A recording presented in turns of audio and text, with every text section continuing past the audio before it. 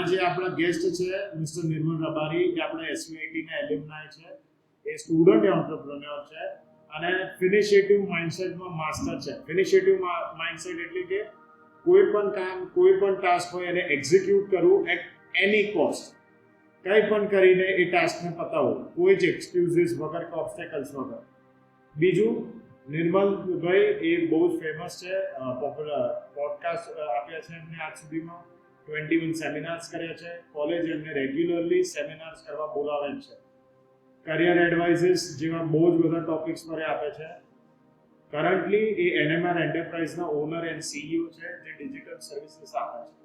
એ એક young entrepreneur છે જેમણે કોલેજથી નીકળીને જ પોતાનું સ્ટાર્ટઅપ ચાલુ કર્યું છે અને સક્સેસફુલી લીડ કરે છે. અને આજનો અને આપણે ફોર્ચ્યુનેટલી અને આપણે નસીબવાળા કહેવાય, and also we feel blessed to have him as our guest. So give a big hand for mister Nirmal Rabari.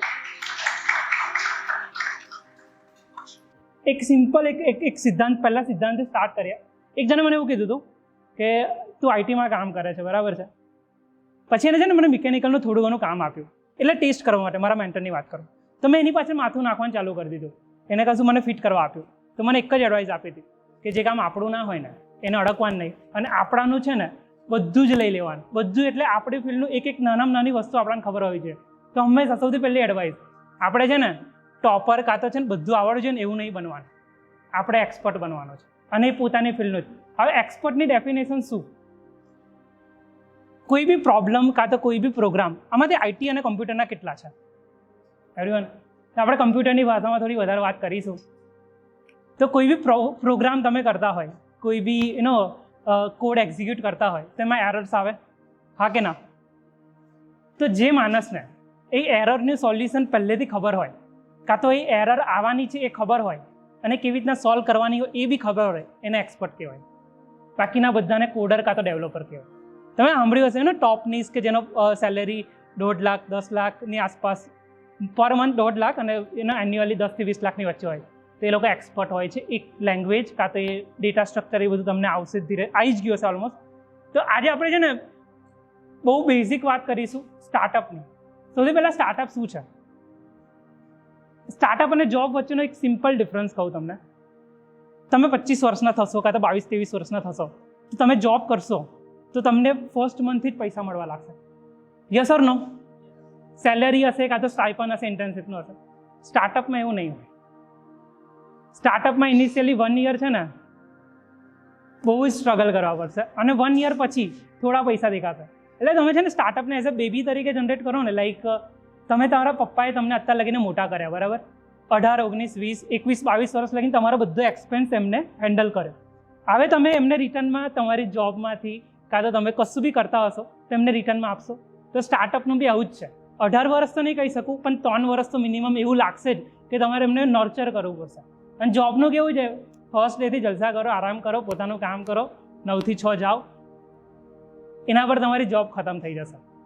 તો જે બી જોબના માઇન્ડસેટવાળા હોય ને, એક જ એડવાઇસ છે મારી, જોબનું છે ને આવું છે, પહેલું પગથિયું છે, બીજું પગથિયું છે, ત્રીજું પગથિયું છે, ચોથું પગથિયું છે. એવી રીતના તમારે પગથિયા ચડવાના છે. અને એન્ટરપ્રિનરશિપમાં કેવું છે ખબર છે?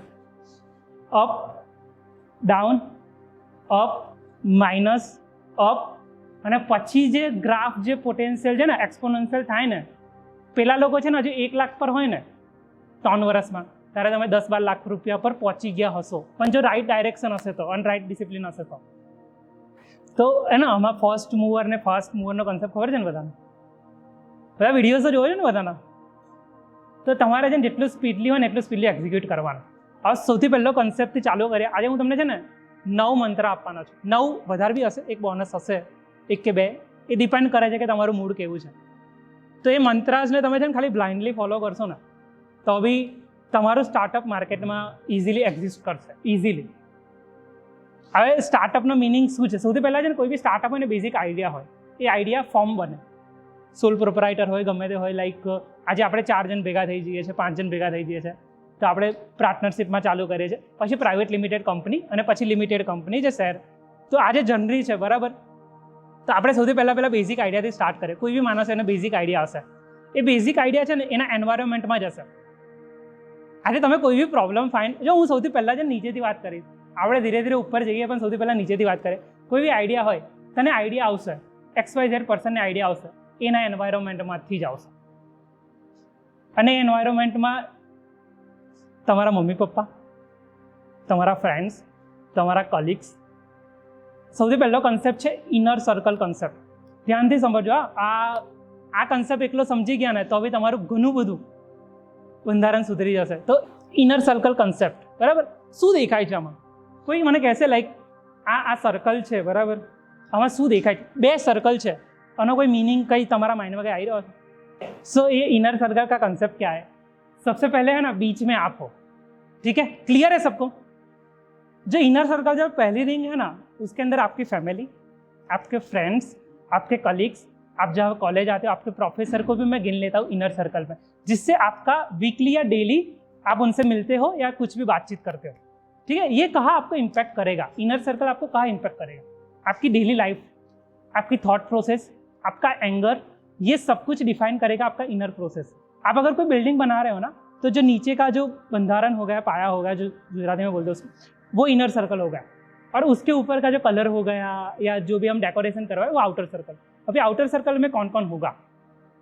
जिसके साथ आपका डेली की कोई भी लाइक आपके रिश्तेदार, जो आप मंथली एक बार मिलते हो, आपके कॉलेज के जो लाइक अभी जो फ्रेंड है, ठीक है, आप चारों सेट से आए हो, यहाँ पे SVIT है तो अभी आप मिल रहे हो, ये आप आपके आउटर सर्कल में. आप अगर जॉब कर रहे हो तो जॉब कर रहे हो तो आपके कलीग्स की फैमिली, वो आपके आउटर सर्कल. आउटर सर्कल है ना, आपको आपकी लाइफ में इतना ज़्यादा इफेक्ट नहीं करेगा, बट सबसे ज़्यादा धंधा लाके आउटर सर्कल देगा. सबसे ज़्यादा धंधा आउटर सर्कल लाके देगा. वाई? इनर सर्कल है ना, वो आपका मार्केटिंग करेगा. आ रहा है माइंड में? और सबसे ज्यादा है ना, आपको डिमोटिवेट और मोटिवेट इनर सर्कल ही करेगा.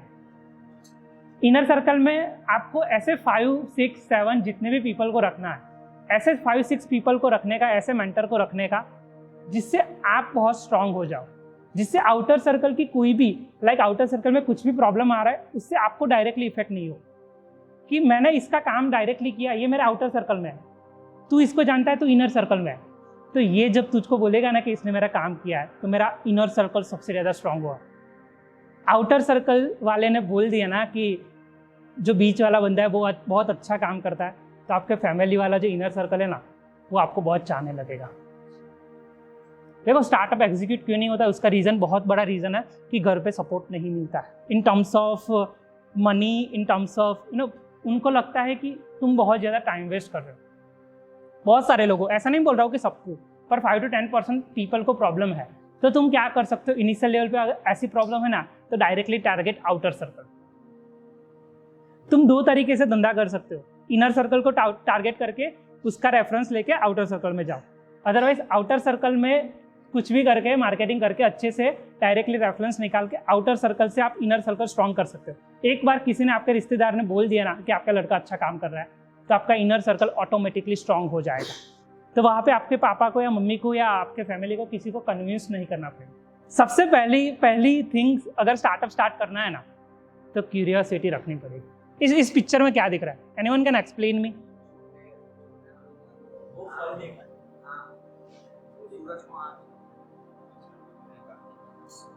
अगर आपको नहाने को नहाना क्यों बोलते हैं, नहाने को नहाना क्यों बोलते हैं, ऐसा क्वेश्चन नहीं हो रहा है ना, तो आप में क्यूरियोसिटी नहीं है.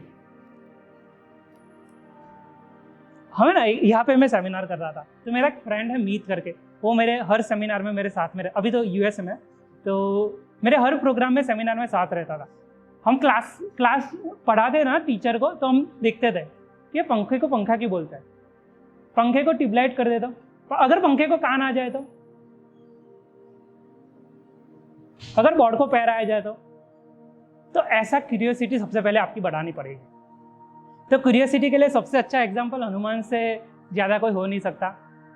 हनुमान के बारे में मैं थोड़ा आपको स्टोरीज, सबको स्टोरीज अच्छी लगती है कि नहीं लगती है? पक्का? तो एक हनुमान जी के बारे में पूरी एक मैं स्टोरी बताऊंगा. हनुमान जी की पूछ में सबसे पहले थोड़ा स्टार्ट करते हैं. शिव और पार्वती साथ में बैठे थे, तो शिव जी का 11वां अवतार रुद्र अवतार यानी हनुमान जी, ठीक है। तो हनुमान जी बैठे, हनुमान जी का जब पूरा हो रहा था, बन रहे थे, तभी पार्वती ने बोला कि मुझे हनुमान जी के साथ आना है। तो शिव जी बोले नहीं, हनुमान जी अकेले क्योंकि वो ब्रह्मचारी थे। तो पार्वती माता ने बोला नहीं, ये सबसे बड़ा रुद्र अवतार है आपका, तो मुझे आपके साथ आना है। तो जो हनुमान जी की पूंछ में है ना, जगदम्बा पार्वती माँ का अवतरण किया था। तो आपने देखा होगा कि हनुमान जी की पूंछ में सबसे ज्यादा ताकत थी। किसी ने सुने स्टोरी वो हनुमान जी की पूंछ वाली? तो वहां पे इनका वास था, जगदम्बा पार्वती माँ का। तो ऐसी बहुत सारी स्टोरी से हम स्टार्ट करेंगे। हनुमान जी 2 बार संजीवनी लाए थे, 1 बार नहीं। दूसरी स्टोरी मैं आपको बताऊंगा थोड़ी देर के बाद 2 बार क्यों लाए थे। मैं थोड़ा स्पिरिचुअल भी जाऊंगा, क्योंकि जो भी मैंने सीखा है हनुमान जी से बहुत सारा कुछ सीखा है। तो क्यूरियोसिटी में आपको क्वेश्चन होने चाहिए। क्वेश्चन जितने करोगे उतने ही आप आंसर दे पाओगे। अदरवाइज वो आंसर आपको नहीं मिल रहा है तो आप ढूंढने की कोशिश करोगे। और सबसे पहले इजीली बोलता हूँ मैं कि आपकी डिग्रीज, आपका सर्टिफिकेट वो स्टार्टअप चलाने के लिए नहीं चाहिए, बट आपका फोकस वहाँ पे भी रहेगा ना। देखो डिसिप्लिन और फोकस है ना, ऐसा नहीं है कि कहीं से भी हर फील्ड में डेवलप हो सकता है। अगर आपका फोकस एक बार आ गया, मैं मेरी ही जर्नी बताता हूँ।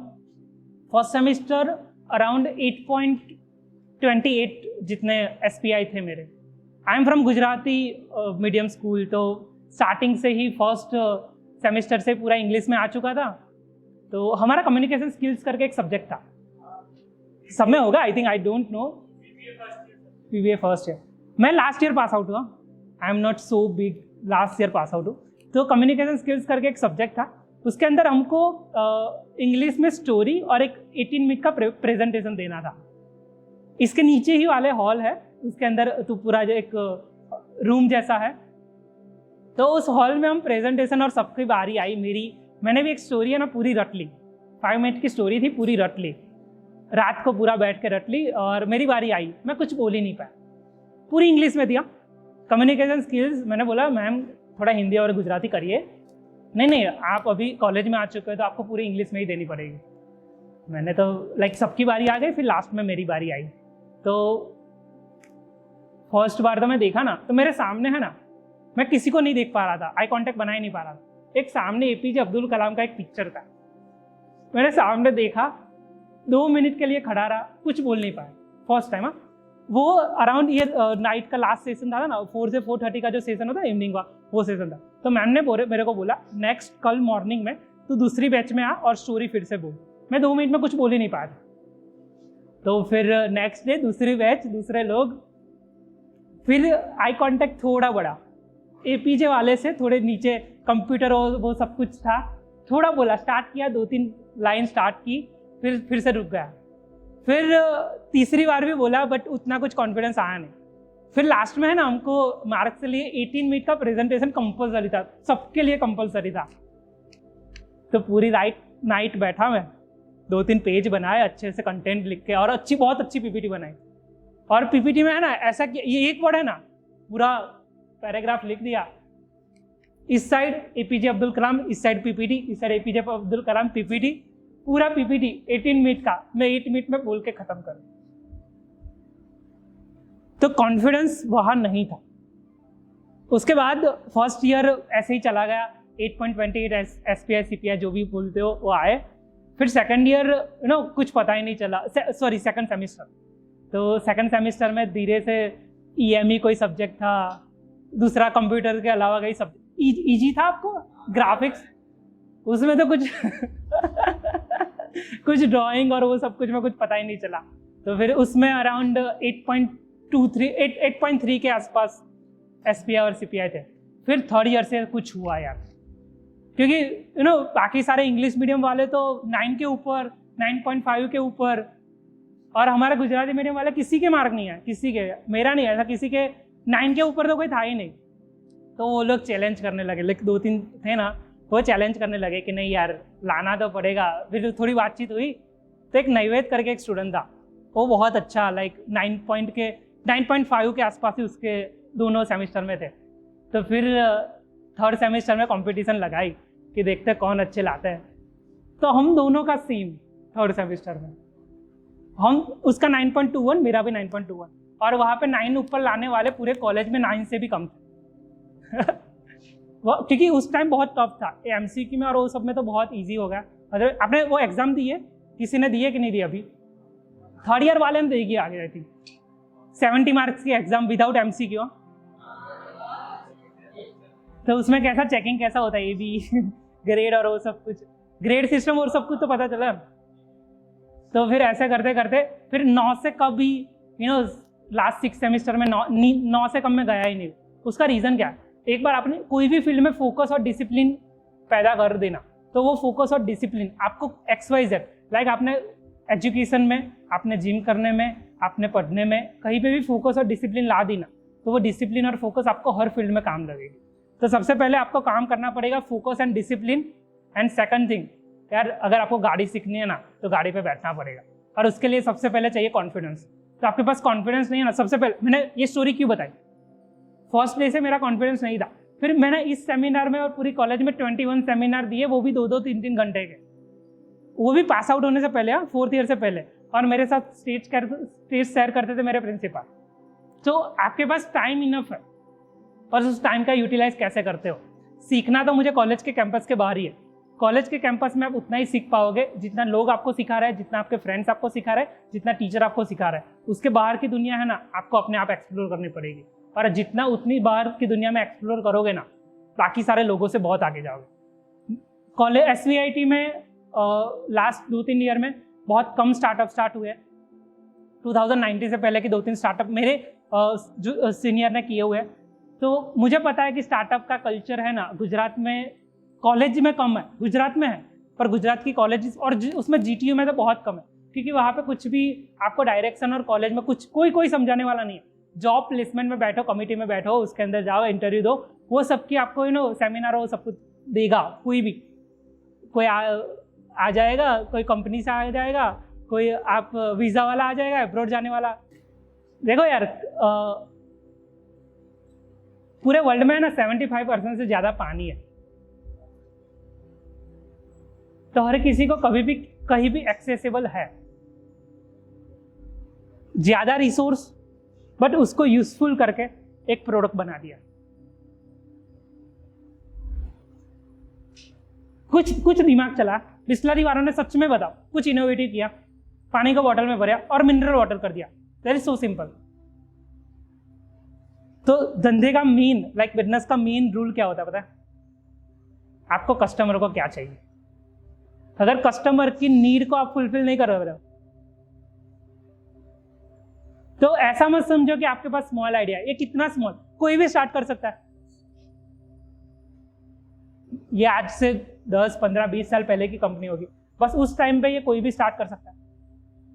तो आइडिया कभी भी छोटा नहीं होता, बट आप क्या प्रॉब्लम सॉल्व करते हो, और आपकी ऑडियंस कितने। पानी पीने वाले हर कोई है, चाय पीने वाला हर कोई है, MBA चाय वाले का लगा हुआ है स्टेटस, तो चाय और पानी पीने वाले सबको है। बट हाँ, वहाँ पे आपके पास राइट स्ट्रेटजी होनी चाहिए कि आप कैसे मार्केट को पेनिट्रेट करोगे। तो दूसरी पॉइंट, प्रॉब्लम सॉल्विंग और इनोवेटिव। लोग बोलते हैं ना, ज़्यादा इनोवेटिव बनो, ज़्यादा क्रिएटिव बनो। देखो, सबसे पहले इनोवेटिव और क्रिएटिव से पहले आप किसी को यूजफुल बनो। अगर आप किसी को यूजफुल ही नहीं बन पाओगे ना, किसी को हेल्प ही नहीं कर पाओगे ना, तो आप कितना भी क्रिएटिव कर लो। आज मैंने बस अच्छे से सजा दी, पर वो मुझे अहमदाबाद से बड़ौदा नहीं पहुंचा रही है, तो उस बस का क्या यूज। सो क्रिएटिविटी और इनोवेटर से पहले आप यूजफुल कैसे बन सकते हो, आप लोगों को हेल्प कैसे कर सकते हो। तो सबसे पहले ये सोचना, क्योंकि आप कोई भी सेमिनार कहीं भी जाओगे तो इनोवेटिवनेस, क्रिएटिविटी, इन सब पे आपको बहुत ज़्यादा कुछ सिखाया जाएगा। डिज़ाइन थिंकिंग, डिज़ाइन इंजीनियरिंग है आपको नहीं होगी ना, प्रोजेक्ट बेस वाला। तो वहाँ पे भी आपको कैनवासिस, उसमें एक ही कैनवास पे सब कोई रिसर्च करेगा। Business model canvas, BMC। अगर आपके पास नोटपैड है तो राइट करिए BMC, बिजनेस मॉडल कैनवास पे आप रिसर्च करिएगा, क्योंकि अगर वो कैनवास भी आपने समझ लिया और पूरा फिल कर दिया ना, तो आपका बहुत कुछ क्लियर हो जाएगा, बहुत कुछ। बिजनेस मॉडल कैनवास, ठीक है। तो प्रॉब्लम सॉल्विंग बहुत ईजी है। आपको कोई भी एक प्रॉब्लम लीजिए, पर उसको अच्छे से सॉल्व करिए। कितने लोग अपने आप पे पैसा इन्वेस्ट करते हैं? Invest in terms of not stock market ना। देखो, सबसे ज्यादा रिटर्न है ना आप अपने आप पे इन्वेस्ट करोगे ना, उसके ऊपर ही आएगा। आपके टूल्स, हमारे में आईटी इंडस्ट्री में सबसे ज़्यादा डिफॉल्ट क्या पता, हम पैंट और टी शर्ट पहन पे भी काम कर सकते हैं, लाइक सब कुछ ऐसा, हमारा कोई यूनिफॉर्म नहीं है। देखा है कभी आईटी इंडस्ट्री का यूनिफॉर्म देखा है? बहुत कम कंपनियों में शर्ट पैंट होगा, बहुत कम कंपनी में, अदरवाइज पूरा यूनिफॉर्म है तो ही। और अभी तो उतना ओपन कल्चर हो चुका है कि यूनिफॉर्म की, और घर पे बैठे हो तो कोई यूनिफॉर्म की कोई नेसेसरी नहीं। और हमारे में ना कम्युनिकेशन है ना पूरा इसके साथ, कंप्यूटर और टैबलेट और फोन के साथ ही होता है। तो आपको देखना, जो अच्छा डेवलपर होगा ना, उसकी कम्युनिकेशन की स्किल्स बहुत वीक होगी। वो अच्छे से कन्वे करना नहीं जानता होगा, क्योंकि वो डेली बेसिस पे मशीन के साथ इंटरेक्ट कर रहा है, उसको मशीन के साथ खेलना आता है। तो सबसे पहली बात, आपको आपके स्किल्स पे इन्वेस्ट करना पड़ेगा। स्किल के साथ आपके टूल्स पे, अगर इसके पास एप्पल का मैकबुक है, तुम्हारे पास विंडोज़ का है, और तुम्हारे पास कोई भी XYZ एसूस का, HP का है, तो पता है प्रोडक्टिविटी पे कहाँ ज़्यादा फर्क पड़ेगा। इसकी बैटरी 2 घंटे चलेगी, तेरी बैटरी 3 घंटे चलेगी, इसकी बैटरी 6 घंटे चलेगी। सबसे पहली पॉइंट, ठीक है। आपके कपड़े के ऊपर और आपके टूल्स के ऊपर आपकी पर्सनालिटी जज की जाती है। अगर आज ये ऐसे कपड़े पहन के आ रहा है, कोई बहुत गंदे कपड़े पहन के आ रहा है, कोई बहुत अच्छे कपड़े पहन, तो जो फर्स्ट इंप्रेशन आपकी होती है ना, on the basis of cloth, और जो आप टूल्स यूज करते हो ना, उस टूल्स में शूज से लेके वॉच से लेके सब कुछ आ गया। तो इन्वेस्ट स्किल्स पे अकेला नहीं, आपकी टूल्स पे, आपकी पर्सनालिटी पे, आपके ग्रूमिंग पे, आपकी कम्युनिकेशन पे, आपकी अपीयरेंस में, आपके बिहेवियर में। There is a formula of ABC,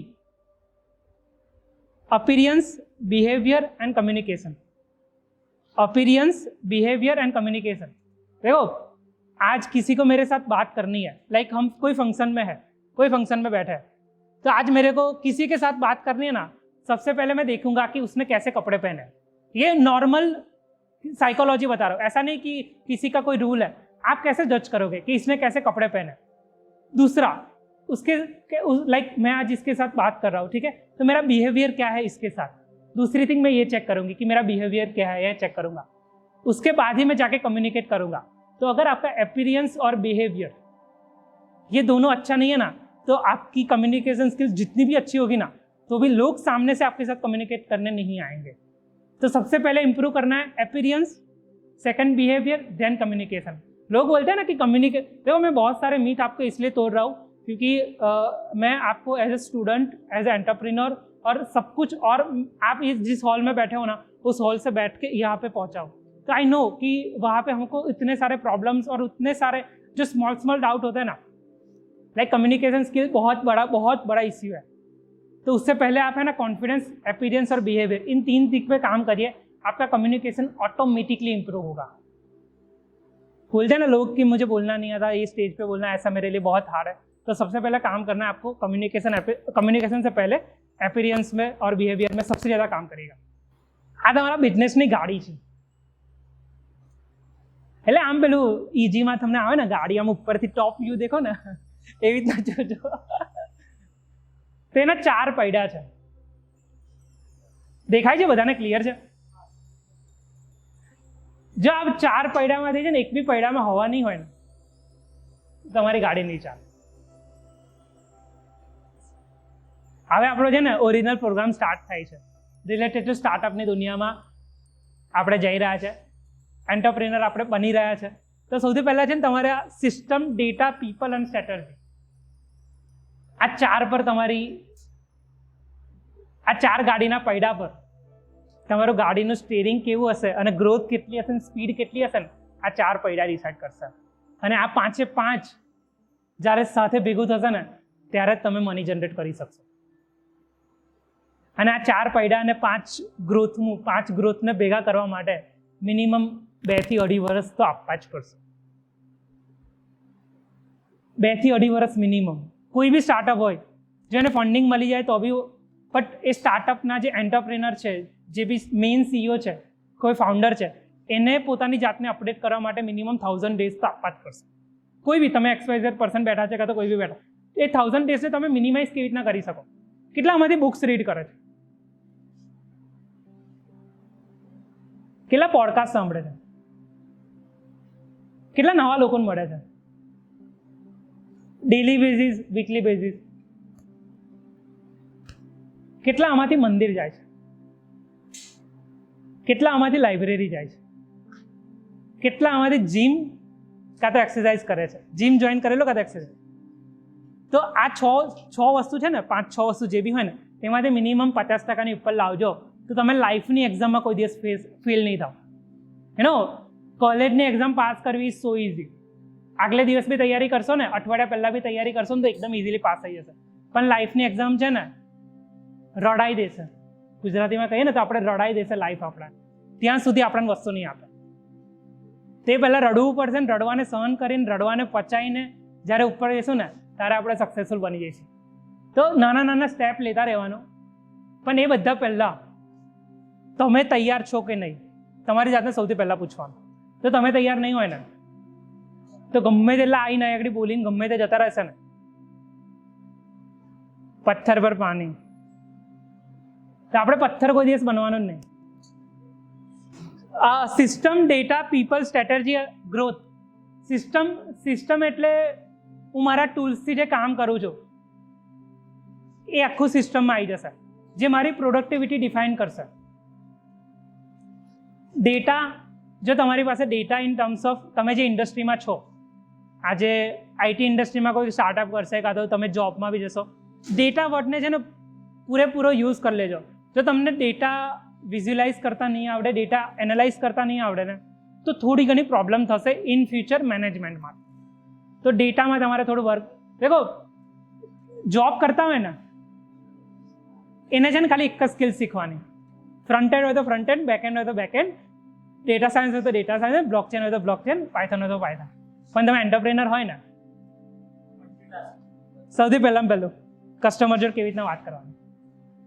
સૌથી પહેલું કસ્ટમર જોડે વાત કરતા જ ના ફાવે.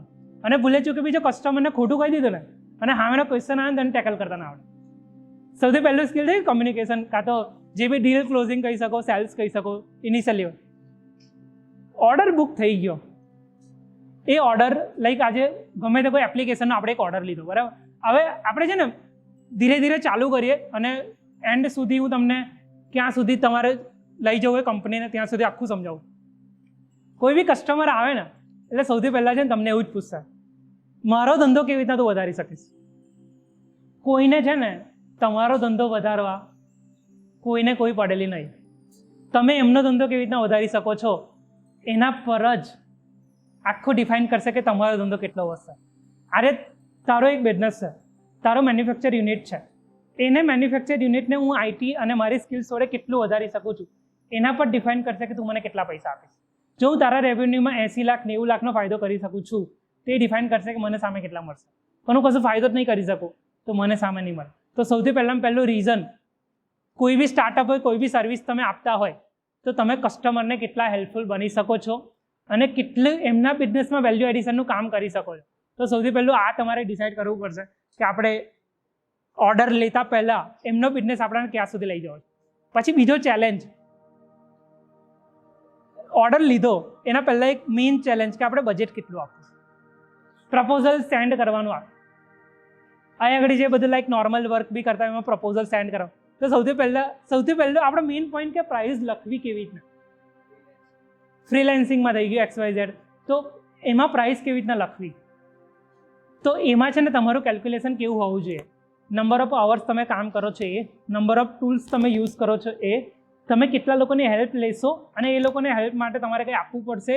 લાઈક આજે હું ડિઝાઇનિંગનું કામ કરું છું, કન્ટેન્ટનું કામ બીજું કોઈ કરે છે તો મારે કન્ટેન્ટવાળાને આપવું પડશે. આ બધાને ડિફાઇન કરીને તમારે કોસ્ટિંગની સ્કિલ અને પ્રપોઝલની સ્કિલ સૌથી ઇમ્પોર્ટન્ટ છે. જો ત્યાં તમારી ઇમેજ બગડીને તો ઓર્ડર ત્યાં કેન્સલ થઈ જશે. તો કોસ્ટિંગ અને ઇનિશિયલ કમ્યુનિકેશન જે ક્લાયન્ટ જોડે કરો ઇટ્સ વેરી ટફ. તમારો પહેલો ક્લાયન્ટ લાવવા માટે તમને જેટલી મહેનત કરવી પડશે એટલી મહેનત તમે પહેલા ક્લાયન્ટ 10 ક્લાયન્ટ પછી છે ને બહુ ઇઝીલી તમે 15-20 ક્લાયન્ટ તો ઇઝીલી પહેલા ક્લાયન્ટ જેટલી લાવવા મહેનત કરી છે ને એટલામાં લાવી દેશો. પણ પહેલો ક્લાયન્ટ લાવવા માટે હું તમને કહું મેં કેવી રીતના પહેલો ક્લાયન્ટ લાવ્યા હતા જાણો છે. હું આખી સ્ટોરી કહીશ કે મેં કેવી રીતના સ્ટાર્ટ કર્યું. આપણે કહીએ તો સૌથી પહેલો ક્લાયન્ટ મારો કેવી રીતના આવ્યા હતા. મને છે ને આઈટી ફિલ્ડનું કોઈ જ નોલેજ નહીં. હું લાઈક કોલેજમાં બી આવું ને તો લેક્ચર પતે કાં તો હું કેન્ટીન છે ને બહુ ખાલી બ્રેકમાં જ જાઉં. બાકી હું છે ને કોલેજમાં લેક્ચર કાં તો કંઈ કામ ઇમ્પોર્ટન્ટ હોય ને તો જાઉં. બાકી કોલેજમાં બી નહીં. કારણ કે મારી એક છે ને બહુ મસ્ત મારી અટેન્ડન્સ બી છે ને 80% નીચે ના જાય. કેમ એનો રીઝન કહું. સોમથી શનિવાર છે એમાં છે ને મારું ફિક્સ હોય. પહેલું વીક હોય ને એમાં સોમવાર રજા પાડજો, બીજા વીકમાં મંગળવાર, ત્રીજા વીકમાં બુધવાર, ચોથા વીકમાં ગુરુવાર. એટલે એક મહિનામાં છે ને હું સેટ કરી દઉં આવી રીતના દિવસ અને ઇજ્જતથી રજા પાડી દઉં. કોઈ લેક્ચર હોય ગમે તે એનાથી મને કોઈ ફરક નહીં પડે. મને મારા કામથી ફરક પડે. તો 6 દિવસ છે બરાબર. શનિવાર તો હું ગણતો જ નહીં. શુક્રવાર પછી શનિવાર આપણી કોલેજ ચાલુ હોય તો બી ઇક્વે લેક્ચર માટે શનિવાર છે ને મંથમાં એકાદ વાર ભરી લેવાનો, એનાથી વધારે કંઈ ભરવાની બહુ કંઈ જરૂર નહીં.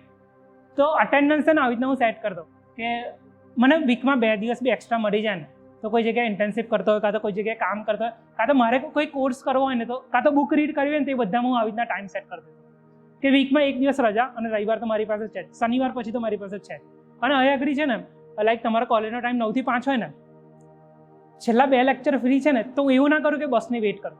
અહીંથી ઘરે જતાં મેક્સિમમ 50 રૂપિયા લાગશે પણ મારા 2 કલાક બચ્યા ને એની વેલ્યુ મારા 50 રૂપિયા કરતાં વધારે છે. જે દિવસ તમને તમારા ટાઈમની વેલ્યુ કરવા લાગશો ને એ દિવસ પૈસા કશું જ નથી. તો earning money is not big thing. તમે તમારી જાતને ક્યાં જોવો છો ને સૌથી પહેલાં તમારે ડિસાઇડ કરવું પડશે કે તમારે ક્યાં જઈને ઊભું રહેવું છે, કેવા લોકો જોડે ઊભું રહેવું છે અને ક્યાં સુધી તમારી જાતને, તમારી ફેમિલીને અને તમારા ઘરવાળાને લઈ જવા છે. તો એ ડિફાઇન કરશે. એટલે અત્યારે છે ને લોકો ઇન્વેસ્ટ કરતા બહુ ડરતા હોય પોતાની જાત પર. જે બી લો ને બેસ્ટમાં બેસ્ટ લો. મારો એક જ નિયમ છે, મહેંગા રોએ 12 બાર, મહેંગા રોએ 1 બાર, સસ્તા રોએ 12 બાર. મહેંગા રોએ 1 બાર, સસ્તા રોએ 12 બાર. તમે આજે કોઈ એક વસ્તુ લીધી, XYZ વસ્તુ લીધી, એ 1000 રૂપિયાની છે અને એની ટોપ મોસ્ટ વસ્તુ છે ને 10,000ની છે. જે 1000 રૂપિયાની વસ્તુ 1.5 2 મહિને બગડીને તો બી તમારા 10,000 કરતાં વધી થઈ જશે in span of 2 or 3 years. તો એક જ વાર લેવાની કોઈ બી વસ્તુ લો. તમે લેપટોપ લો તો હેવીમાં હેવી લો, તમે ટેબ્લેટ લો તો હેવીમાં હેવી લો, કોઈ બી કમ્પ્યુટર લો હેવીમાં હેવી લો. થોડું લેટ લો. આજે તમારી પાસે પૈસા નથી, આજે તમારી પાસે ફંડની અરેન્જમેન્ટ નથી, 1 મહિના 2 મહિના પછી લો પણ હેવીમાં હેવી લો. એનાથી ફાયદો શું થશે ખબર છે? મારા ફ્રેન્ડે લીધું HPનું લેપટોપ મારા કરતાં 3 મહિના પહેલાં અને મેં લીધું 4 મહિના પછી એપલનું મેકબુક પ્રો. તો એમાં ફાયદો મને શું થયો ખબર? પહેલાંનું લેપટોપ છે ને 1 વર્ષ પછી છે ને થોડું ધીરે હાલવા લાગ્યું. પરફોર્મન્સ સ્પીડમાં જે કામ છે હું 3 સેકન્ડમાં કરી શકું ને એનું લેપટોપ 1 મિનિટમાં કરતું હતું. તો આજે છે ને 57 સેકન્ડનો જે ગેપ છે ને એ ગેપનું રિઝલ્ટ છે ને તમે કમ્પાઉન્ડ કરીને યરલી કમ્પાઉન્ડ કરો ને તો એ બહુ મોટું થઈ જાય. એટલે એ માણસ છે ને 1 કલાક કામ કરતો હોય અને હું અડધો કલાક કામ કરતો હોય ને તો ઇક્વિવેલન્ટ તમે કામ કરી શકતા. તો તમે તમારા ટૂલ્સ પર કેટલું ઇન્વેસ્ટમેન્ટ કરો છો ને એના પર બહુ ડિફાઇન કરે છે. એટલે કોઈ બી લો, મહેંગા રોએ 1 બાર, સસ્તા રોએ. તો આપણે દરેક વખતે એક જ વાર લેવાનું પણ હેવીમાં હેવી લેવાનું. છે કોઈ ડાઉટ, કોઈ ક્વેરી? હવે ધીરે ધીરે યસ.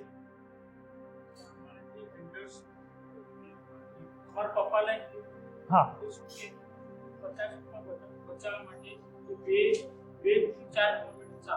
હા અને અમારી કે એ 2 10 મિનિટ બચવા માટે તો કઈ વાત છે? Generation gap. Generation gap. તે વખતે મોબાઈલ નહોતો ને, તે વખતે સ્પીડ નથી ને. હા એટલે તારી વાત 100%ની વાત કે તારા પપ્પા એવું કહે છે કે 50 રૂપિયા બચાય ને 2-5 કિલોમીટર ચાલ, બરાબર. જો તારી પાસે ટાઈમ હોય ને કે 20-30 મિનિટનો તારી પાસે એક્સ્ટ્રા ટાઈમ છે તો પપ્પાની સ્ટ્રેટેજી સારી. પણ તારું શેડ્યુલ પેક છે. આ એક સિમ્પલ વસ્તુ સમજ. અરે તમારે એઝ અ કોલેજ સ્ટુડન્ટ તરીકે તમારી શું પ્રાયોરિટી હોવી જોઈએ? તારા કોલેજના લેક્ચર અટેન્ડ કરે કે ના કરે એ તારી ઉપર છે, તારી પર જ છે. બિકોઝ એ છેલ્લા ટાઈમ પર તો રન ટાઈમ પર દોડીને કમ્પ્લીટ કરી દેવું છે. પણ એના સિવાય આજે છે ને, આજે તમે 2 પાક્કા ફ્રેન્ડ છો, બરાબર છે. આ માણસ તારા કરતાં છે ને કશું નહીં, કોલેજ આવે છે, લેક્ચર અટેન્ડ કરે છે, ઘરે જાય છે, સૂઈ જાય છે.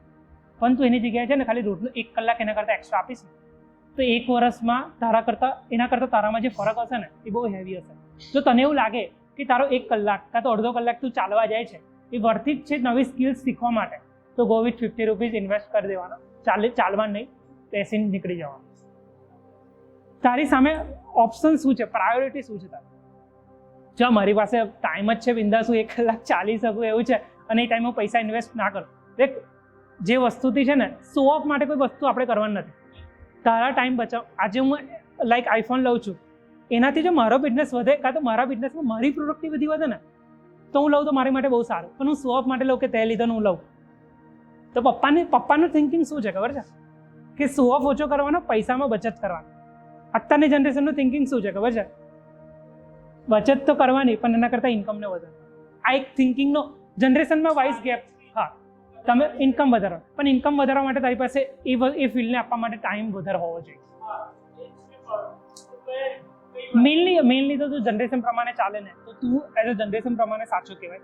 પપ્પા એમના ઓરિજિનલ થિંકિંગ પ્રમાણે અને એકચ્યુઅલ થિંકિંગ પ્રમાણે સાચા કહેવાય. બટ જમાનો બહુ સ્પીડી છે, કોમ્પિટિશન બહુ હેવી છે. આજે હું તારા કરતાં કેટલી સ્પીડમાં આગળ નીકળી જાઉં ને એ મારી પર, મારા ટાઈમ પર, મારા એફર્ટ પર ડિપેન્ડ કરે. જો હું તારા કરતાં અડધો કલાકમાં બી વધારે કામ કરીને આગળ નીકળી ગયો તો કોમ્પિટિશન સાથે તો જ્યારે રમવું હોય ને તો go with time, don't worry about money. અને જ્યારે લોંગ ટર્મ લાઈક તારી પર ટાઈમ ઇનફ છે તો બટ પૈસા પર બહુ ફોકસ ના કરશો. ઇનિશિયલ લેવલ પર 1-1.5 વર્ષ પૈસાને ભૂલી જાઓ. જો સ્ટાર્ટઅપ કરવું હોય ને સૌથી પહેલો રૂલ્સ શીખી લો. તમારું બેંકનું બેલેન્સ 0 થાય ને તો હવે તમે જીવી શકો ને, સૌથી પહેલી આવડત તમારી આ હોય છે. મારું બેંકનું બેલેન્સ અરાઉન્ડ 10 વાર થયું હશે, એકવાર -2માં બી ગયું છે. તો જ તમે અપમાં આવશો. જો એ ટાઈમે મીન્સ તમારી નૌકા હલી ગઈ ને, એ ટાઈમે એક જ મિનિટ, એ ટાઈમે જો તમારી નૌકા હલી ગઈ ને, જોબ વાળાને કેવું છે 25-50 એમાંથી ખર્ચો થયો, ચાલો 40નો ખર્ચો તો બી 10,000 દેખાય. આપણો તો ખર્ચો જેટલો બધો ઇનિશિયલ લેવલ પર ખર્ચો જેટલો બધો હેવી હશે ને, તો જો તમારી ઝીરો બેલેન્સ, હું સ્ક્રીનશોટ તો નહીં લાવ્યો, બાકી હું તમને બતાવું, મેં સ્ક્રીનશોટ પાડીને રાખે છે.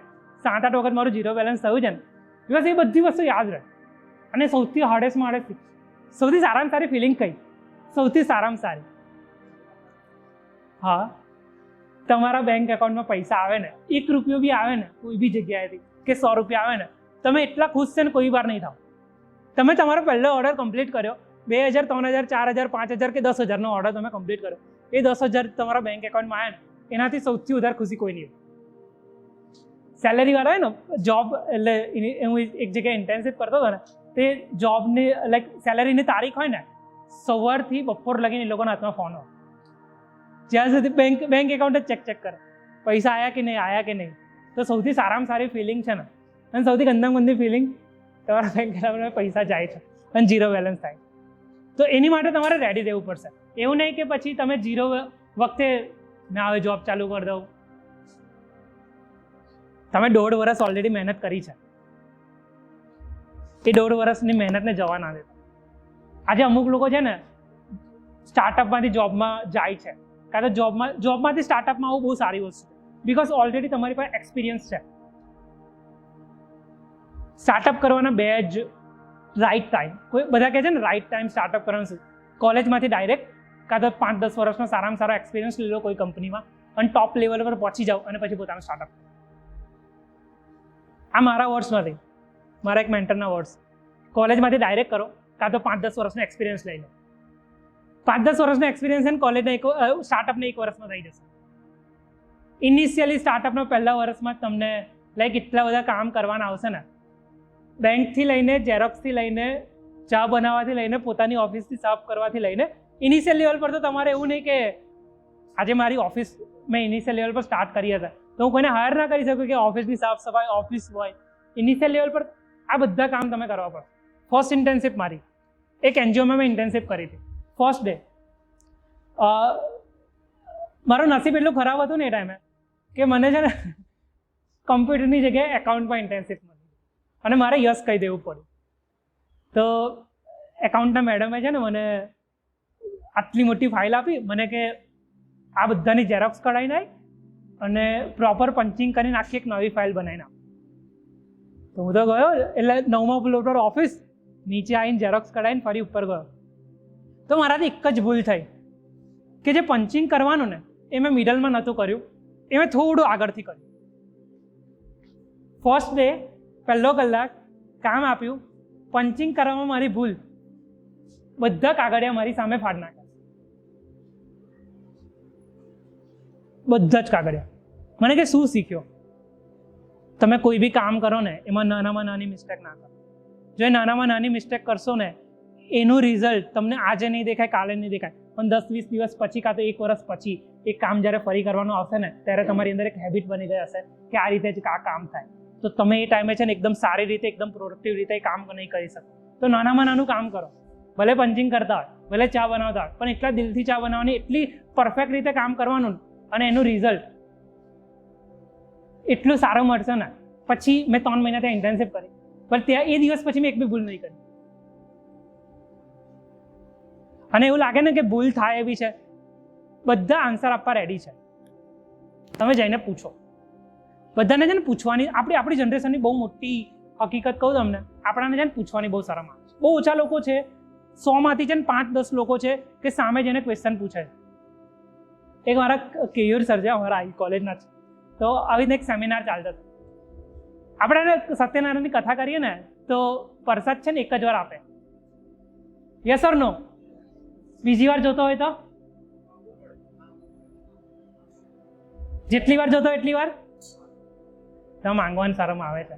તમને એવું લાગે ને કે પ્રસાદનો ડબ્બો આખો ભરેલો છે ને તો બીજી વાર જઈને માંગી લેવાનું, એમાં શરમ નહીં કરવાની. એવી રીતના બી જે નોલેજેબલ માણસ હોય ને, તમે તમારા કરતાં એક્સપિરિયન્સવાળા 2-3 વર્ષથી જે એક્સપિરિયન્સવાળા જે છે એ લોકોનો એક્સપિરિયન્સ 20-30 મિનિટમાં કેવી રીતના શીખી શકો છો. આજે મારી પાસે તારા કરતાં 4 વર્ષ કે 5 વર્ષ એક્સપિરિયન્સ વધારે છે, બરાબર? એ 4 અને 5 વર્ષનો એક્સપિરિયન્સ હું તમને મળું છું, એ 20-30 મિનિટમાં તમે કેટલું ઇઝીલી શીખી શકો છો અને કેટલું મારી પાસેથી લઈ લો છો એના પર ડિપેન્ડ કરશે કે તમે કેટલી સ્પીડલી આગળ જશો. આવનારા રસ્તામાં ખાડા હું તમને પહેલેથી કહી દઈશ કે આ ખાડા છે તો ડાયરેક્ટ કૂદી જ જવાના છો, પડીને બહાર નીકળવાની કોઈ ટેન્શન જ નથી. તો આ આવનારા ખાડા તમને પહેલેથી ખબર હશે ને, એની માટે સૌથી વધારે જરૂરી છે મેન્ટર. એટલે કોઈ બી 2-3 જણને સારા વ્યક્તિ હોય ને એમની જોડે કનેક્ટ કરવાનું. અને આવું મેં કીધું ને તો મને એક ક્વેશ્ચન આવ્યો ઓડિયન્સમાંથી, કોઈ બી સારો વ્યક્તિ હોય એની જોડે વાત કરવાનું સ્ટાર્ટિંગ કેવી રીતના કરવું? યસ ઓર નો? મળે, શોધવાથી ભગવાન બી મળે એવું કહે છે લોકો. લિંક્ડઇન છે, કોલેજમાં કોઈ ગેસ્ટ આવતા હોય, સ્પીકર આવતા, કોલેજની બહારના જે બધા વ્યક્તિ હશે ને એ લોકોના નેટવર્ક બહુ જ હાઈ હશે. આજે તું મને પૂછીશ કે મારે આ લોકોની હેલ્પ જોઈએ છે, બરાબર? તો મારા નેટવર્કમાં એવું એક જણ હશે જ કે હું તને ડાયરેક્ટ કરીશ. પણ એની માટે શું કરવું પડે ખબર છે? મને 2 વસ્તુ એક જણે બહુ મસ્ત શીખવાડી હતી. એક બુક રીડ કરતો હતો, મને કહે છે ને કોઈ સેમિનાર, આવો સેમિનાર અટેન્ડ કરનારા 40-50 જણ છો તમે, આમાંથી છે ને 4 કે 5 જ જણ છે ને મને લિંક્ડઇન પર જશે, શોધશે અને એમાં થેન્ક યુ મેસેજની નોટ કરશે કે thank you for coming, thank you for giving knowledge. તો આ 4-5 લોકો છે ને, આ 40માંથી એમના નામ અને ફેસ મને વધારે યાદ રહેશે. યસ ઓર નો? એક બહુ મસ્ત મજા આવશે એવી સ્ટોરી કહું. એક છોકરો હતો, એટલે રોંગ સેન્સમાં ના લેતા, એને એક છોકરીને પ્રપોઝ કરવો હતો. તો એને શું કર્યું ખબર છે? એને મસ્ત છે ને વિડીયો બનાવ્યો, એક પ્રોપર આમ વિડીયો આમ કમ્પ્લીટ બનાવી દીધો એકદમ જોરદાર, અને એ છોકરીને વિડીયો સેન્ડ કર્યો. છોકરીને વિડીયો બનાવીને પ્રપોઝ સેન્ડ કરનારા બહુ ઓછા લોકો હતા. એવી રીતના તમે ચાલો આ એક્ઝામ્પલને આપણે બીજી વેમાં કરીએ. આજે તમે ઇન્ટરવ્યૂ આપવા જાઓ છો, બરાબર છે? તમારા એચઆરને રિઝ્યુમે સાથે વિડીયોમાં તમારું આખું ઇન્ટ્રોડક્શન આપનારા 1000માંથી 1 જ જણ હશે. યસ ઓર નો? જો ભાઈ જે જોબ કરવા ઈચ્છતા હોય ને, માની લેજો આ એક જ એડવાઇસથી તમે સિલેક્ટ થઈ જશો. તમે રિઝ્યુમે સેન્ડ કર્યું, એની અંદર તમે તમારો ખાલી 2-3 મિનિટનો ઇન્ટ્રોડક્શન વિડીયો બનાવી દીધો, સારી જગ્યા પર, સારા કમ્યુનિકેશન, સારી સાથે, એકદમ કમ્પ્લીટ, લાઈક ગોખી લેવાનું, વાંધો નહીં, પણ જો ઇન્ટ્રોડક્શન થોડું એક્સ્ટ્રા કરશો ને તમે સિલેક્ટ થઈ જશો. મેં સૌથી પહેલી ઇન્ટર્નશિપ કેવી રીતના લીધી હતી? મારી આગળના બધા 12 કેન્ડિડેટ હતા, એ બધાએ રિઝ્યુમે છે ને વર્ડમાં બનાવ્યા હતા અને મેં મારું રિઝ્યુમે કોડિંગથી બનાવ્યું. મેં એમને કીધું ને, ખાલી મારી રિઝ્યુમેમાં એમને જોયું અને મેં એમને લિંક શેર કરી કે મેડ વિથ HTML CSS. તમે માનો નહીં, મારું સિલેક્શન ખાલી 2 મિનિટમાં થઈ ગયું. આગળના 11નું ઇન્ટરવ્યૂ મિનિમમ 10-15 મિનિટ ચાલે તો મારું સિલેક્શન 2 મિનિટમાં થઈ ગયું. તમારે છે ને થોડા એક્સ્ટ્રા એફર્ટ કરવા પડશે. યસ ઓર નો? આઈટીમાં તો પોસિબલ છે ને? રિઝ્યુમે બનાવી શકો કે ના બનાવી શકો કોડિંગથી? તો તમે જોબ કરવા ઈચ્છતા હોય તો બી તમને અહીંથી નોલેજ વર્સિસ એક્સપિરિયન્સ બહુ ઇમ્પોર્ટન્ટ સ્ટોરી પર આપણે આવી ગયા છે. હવે નોલેજ ને એક્સપિરિયન્સમાં શું ફરક છે?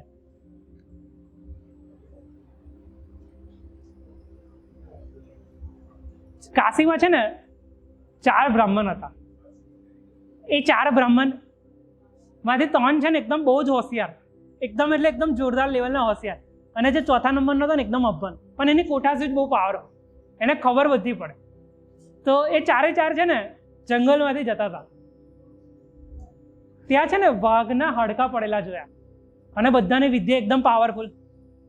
4 બ્રાહ્મણ, વેદોના જાણકાર, બધું જ પાવરફુલ. તો પેલા 3 બ્રાહ્મણોએ એવું કીધું કે ચાલો ને આ વાઘને આપણે વિદ્યા અજમાવીને જોઈએ ને એને જીવતો કરીએ. તો પેલો જે ચોથો હતો ને અભણ હતો, એની પાસે એક્સપિરિયન્સ હતો, નોલેજ ઓછું હતું પણ એક્સપિરિયન્સ હતો.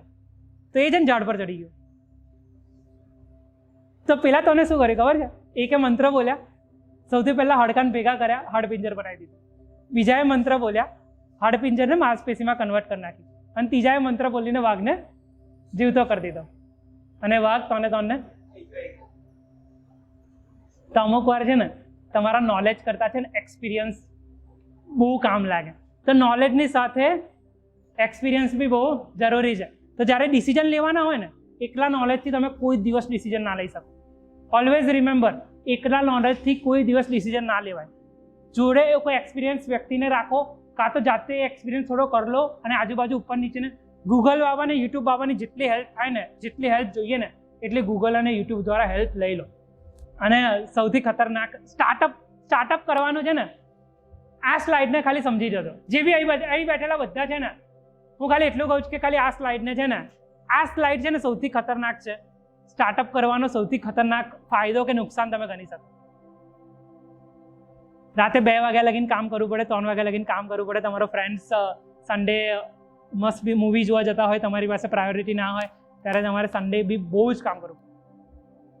જો તમે આ બંને માટે રેડી હોય ને, તો તમને આ દુનિયામાં કોઈ જલાઈ નહીં શકે.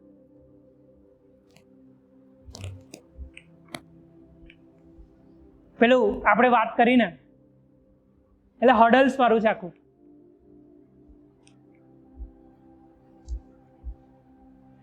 આ મારી સૌથી દિલની નજીક રહેલી સ્લાઇડ. હવે હું ખાલી છે ને જે બી હોય ને, ખાલી હવે આવીને આ ખાલી 5-7 મિનિટમાં ધ્યાન આપી દેજો. આના પર તમને બધું બહુ ખબર પડશે. 2019 9 નવેમ્બર 2019 હું મારી રિયલ સ્ટોરી પર સ્ટાર્ટ કરી રહ્યો છું. કેવી રીતના મેં સ્ટાર્ટઅપ સ્ટાર્ટ કર્યું અને કેવી રીતના આખું એક્ઝિક્યુશન લેવલ પર આવ્યા અમે. 9 નવેમ્બર 2019 20 વર્ષ કમ્પ્લીટ કર્યા હતા. એક એનજીઓમાં હું કામ કરતો હતો. એ એનજીઓના ઓનરને વેબસાઇટની જરૂર પડી. તો મને કીધું આઈટીની ફિલ્ડમાં છે, તું બનાવી દેજે ને. એ ટાઈમે આપણા વેબસાઇટનું કશું જ નોલેજ નહીં. વેબ ડેવલપમેન્ટનો જે સબ્જેક્ટ છે એના પછીના સેમિસ્ટરમાં મને આવવાનો હતો. તો મેં એને કીધું વાંધો નહીં, આપણે બનાવી દઈશું. તો 9 નવેમ્બરે છે ને મેં ડોમેન બાય કરી લીધું. અને મારા એક ફ્રેન્ડ હતા, એમની જોડે હોસ્ટિંગ પડી હતી, તો મેં ત્યાંથી હોસ્ટિંગ લઈ લીધી. અને એ વેબસાઇટ બનાવતા મને છે ને 3.5 મહિના થઈ ગયા. કારણ કે મને કશું ખબર જ નહોતું. લોગોથી લઈને કેવી રીતના એડિટિંગ કરવાનું, શું કરવાનું, કશું જ ખબર નહીં. એક નાની વસ્તુ ખબર નહીં. એ વેબસાઇટ બનાવવા માટે એનજીઓમાં છે એટલે 1 બી રૂપિયો મેં લીધો નથી. બધા પૈસા મેં ઇન્વેસ્ટ કર્યા હતા. મારું ઇન્વેસ્ટમેન્ટ અરાઉન્ડ 2-2.5 રૂપિયાની આસપાસનું એ ટાઈમે હતું, 2019. તમે કોઈ બી કામ કરો ને, શીખ્યા પછી કામ કરશો ને, શીખ્યા પછી પ્રોજેક્ટ પર કામ કરશો ને, તો અઘરું તો પડશે, એટલે ઇઝી તો પડશે, પણ ફરી પાછી શીખવું પડશે. આજે તમે ડેટા સાયન્સનો, ડેટા સ્ટ્રક્ચરનો, પાયથનનો કોર્સ કરી લીધો, કોર્સ પતાવી દીધો, લાઈક 20 કલાકનો 25 કલાકનો કોર્સ પતાવી દીધો. એના પછી તમે પાયથનનો પ્રોજેક્ટ કરશો ને તો ઇઝી પડશે, પણ ફરી પાછી કોર્સની નોટ્સ પર તમારે આવવું પડશે. પણ જો પ્રોજેક્ટ કરતાં શીખશો ને, તો લાઈવમાં એરર્સ આવશે અને એ એરરનું સોલ્યુશન કરવાની ખબર પડશે. તો મારો શીખવાનો એજન્ડા એક જ હોય, હું છે ને કોઈ બી વસ્તુ શીખું ને પ્રોજેક્ટ સાથે જ કરું. ભલે મને ના આવડતો હોય, મને પાયથન ના આવડતો તો પાયથનનો કોઈ બી પ્રોજેક્ટ ઉઠાવી લઈશ, નાનો પ્રોજેક્ટ ઉઠાવી લઈશ, પણ કામ અને પાયથન શીખીશ પ્રોજેક્ટ વડે. તો 3-3.5 મહિના લાગ્યા મને. તો નવેમ્બરથી એપ્રિલ થઈ ગયું. પછી એપ્રિલમાં છે ને એક HR કંપનીને મેં મેલ નાખ્યો. મેં કીધું મારે આવી રીતના વેબસાઇટ બનાવી છે તમારી, તો મને કે તમારો પોર્ટફોલિયો સેન્ડ કરો. મારા પોર્ટફોલિયોમાં એક જ લાઈક NGOની જ હતી. તો એ ટાઈમે મેં આવો નાનો આમતો ખાલી ગોલ રાઉન્ડ જેવો લોગો બનાવી દીધો. અને એ લોગોથી સ્ટાર્ટ કર્યું 2019માં. પછી 2020માં છે ને થોડી જ્યારે તમે મીન્સ ઉપર જતા જાઓ ને તો તમારે ફોર્માલિટીઝ આવે, રજિસ્ટ્રેશન આવે, MSMEનું રજિસ્ટ્રેશન આવે, સ્ટાર્ટઅપનું રજિસ્ટ્રેશન આવે. તો મેં 2020માં 15 ઓગસ્ટ 2020ના દિવસે રજિસ્ટ્રેશન કર્યું. તો એ ટાઈમે મેં સોલ પ્રોપ્રાઇટર લાઈક નોર્મલ કંપની, તમે એઝ અ ઓનર, કોઈ પાર્ટનર નહોતો રાખ્યો. મેં એઝ અ કો ફાઉન્ડર હું ઇન્ડિવિજ્યુઅલ જ હતો. તો 2019 2020 15 ઓગસ્ટે કંપની, અને આવે 1 April 2022 we are going for private limited. So આ આખી જર્ની 2019 થી 2022ની. પણ આ જર્નીમાં છે સૌથી ઇમ્પોર્ટન્ટ વસ્તુ શું છે ખબર છે? જો તમારી જો ટીમ નહીં હોય ને, તો આજે મારી ટીમ ના હોય ને તો હું પહોંચી જ ના શકું. ખિસકોલીની સ્ટોરી ખબર છે રામાયણમાં? તો નાના પથ્થર, તો એ એની કેપેસિટી કરતાં વધારે કામ કરતી હતી. તેવી રીતે તમારી પાસે જો માણસ નહીં હોય ને તો તમે એકલા તમે જેમ ગમે તેટલા ટોપ પર પહોંચી, તમે ટોચ પર પહોંચી જાઓ ને એનો કોઈ મિનિંગ નહીં. તમારે સાથે લઈને જાઓ ને. દહીં હાંડી પેલો આપણે માટકી ફોડ કરીએ ને, એમાં નીચેનું લેવલ તમારું સ્ટ્રોંગ નહીં હોય ને, તમે ઉપર જિંદગીમાં પહોંચી નહીં શકો. તો નીચેનું લેવલ તમારે ગ્રાઉન્ડ લેવલ સૌથી પહેલાં સ્ટ્રોંગ કરવું પડશે. અને team hiring is biggest challenge. Team સારો વ્યક્તિ હાયર કરવો છે ને, મળી બધા જ જાય છે, જોબ બધાને મળે છે, અને આપણે હાયર કરવા બી બધા બહુ મળી જાય. પણ સારો કન્વિનિયન્ટ વ્યક્તિ એ ફિલ્ડને બરાબર હોય ને એવા વ્યક્તિને શોધવા બહુ અઘરું હોય છે. સો ટીમ હાયરિંગ સૌથી વધારે મને છે ને તકલીફ પડી હોય ને ટીમ હાયરિંગમાં. સારા લોકોને હાયર કેવી રીતના કરવા? 6 વાગ્યા પછી કામ ના કરે ને એવા લોકોને તમે હાયર કરીને બેસો તો તમારું કામ કોઈ દિવસ નીકળે નહીં. ઇનિશિયલ લેવલ પર તમારી પાસે એવા માણસ હોવા જોઈએ કે જે દિલથી કામ કરે, તમે જે આપ્યું છે એના કરતાં એક્સ્ટ્રા કામ કરીને આપે. એવા માણસ હશે ને તો જ તમે સક્સેસફુલ બની શકશો. તો એમાં છે ને તમારે બહુ બધું સેક્રિફાઈસ કરવું પડે, બહુ બધું આપવું પડે, ત્યાર પછી એ લોકો સામે આપવાની કોશિશ કરશે. સો આ અમારી લાઈક જર્ની છે. અને બહુ શોર્ટ ટાઈમ તો ના કહેવાય, બટ હું એટલું જોયું છે કે 2019થી 2021માં એવી કોઈ નાઇટ નહીં હોય કે જે મેં 1:30 વાગ્યા પહેલાં ઊંઘ્યો હોઈશ, અને એવી કોઈ સવાર નહીં હોય કે મેં 7 વાગ્યા પહેલાં અપ્રોક્સ 7થી પહેલાં ઉઠી ગયો હોય. તો મારું ખાલી સ્લીપ અવર્સ છે ને અરાઉન્ડ 4 to 5 અવર્સ હતું. અને એક દિવસ બહુ જ ગંદી સિચ્યુએશન હતી. 4 વાગે મારી મીટિંગ પતી અને 6 વાગે મારી બીજી મીટિંગ હતી. મને ખાલી 1 કલાકનો ટાઈમ મળ્યો. એ દિવસ મેં મારી જિંદગીનું સૌથી વધારે કામ 48 અવર્સ કરતાં વધારે કામ કન્ટિન્યુઅસલી કર્યું હતું, ખાલી 1 અવરની ગેપ સાથે. જો તમે કામ કરવા રેડી હશો ને તો જ તમને બધું મળશે, પણ એ પહેલાં તમારે રેડી થવું પડશે. અને તમે જો બીજાને, તમારી ટીમને મોટિવેટ નહીં કરી શકો, સૌથી પહેલાં તમે જાતે મોટિવેટ નહીં થાવ ને, કશું જ પોસિબલ નહીં.